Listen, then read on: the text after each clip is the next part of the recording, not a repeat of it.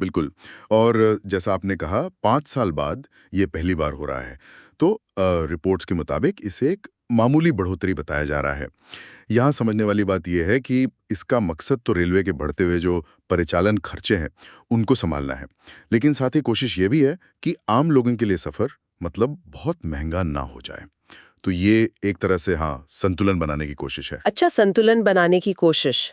लेकिन ये ज़मीनी हकीकत क्या होगी?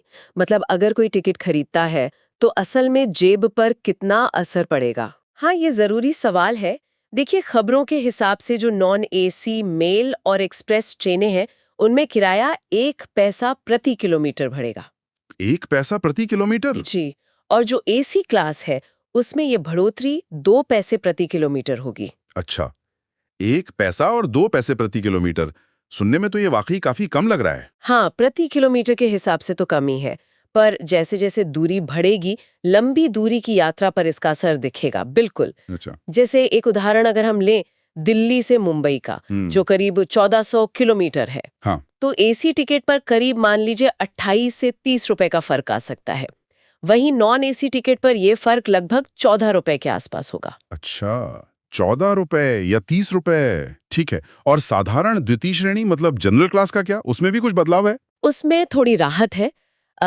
ऐसा है कि साधारण द्वितीय श्रेणी में 500 किलोमीटर तक की यात्रा के लिए किराए में कोई बदलाव नहीं बताया जा रहा है। कोई बदलाव नहीं, 500 किलोमीटर तक। जी हाँ, अगर सफर 500 किलोमीटर से ज्यादा का है तो उसमें 0.5 पैसा मतलब आधा पैसा प्रति किलोमीटर की मामूली बढ़ोतरी होगी। ठीक है, तो मतलब लंबी दूरी के जो यात्री हैं, उन पर थोड़ा असर ज्यादा पड़ेगा।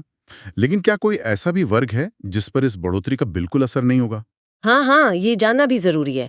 रिपोर्टें ये साफ कह रही हैं कि जो यात्री रोजाना सफर करते हैं, खासकर शहरों के आसपास जो चलती है ना सबर्बन ट्रेनें, हाँ हाँ, लोकल ट्रेनें। उन पर इस बढ़ोतरी का कोई असर नहीं होगा।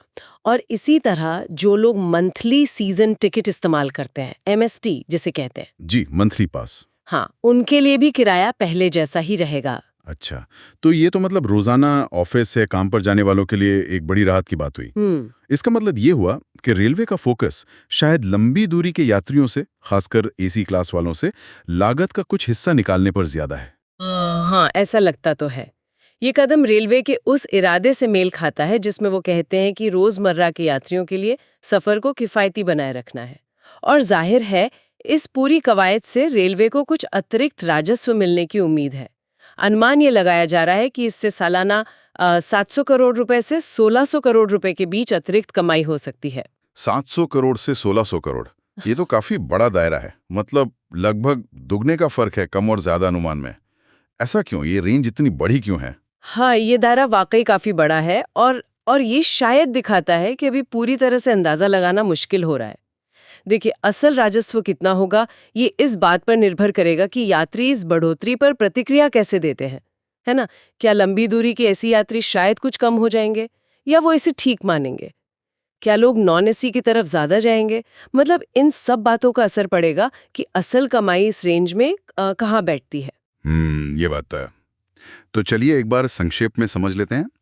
1 जुलाई 2025 से रेल किराए में थोड़ी बढ़ोतरी हो रही है, जो 2020 के बाद पहली बार है। मुख्य असर लंबी दूरी की मेल एक्सप्रेस ट्रेनों के एसी और नॉन एसी किराए पर पड़ेगा। रोजाना सफर करने वाले और 500 किलोमीटर तक साधारण श्रेणी में यात्रा करने वाले इससे प्रभावित नहीं होंगे। और मकसद है रेलवे के बढ़ते खर्चों को थोड़ा सहारा देना। बिल्कुल। और जैसा हमने बात की, वो 700 करोड़ रुपए से 1600 करोड़ वाला अनुमान, वो सोचने वाली बात है।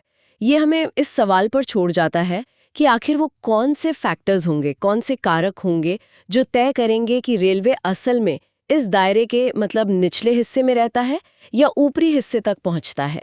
और इसका असर भविष्य में रेलवे की सेवाओं और फैसलों पर कैसा पड़ सकता है, ये देखना दिलचस्प होगा।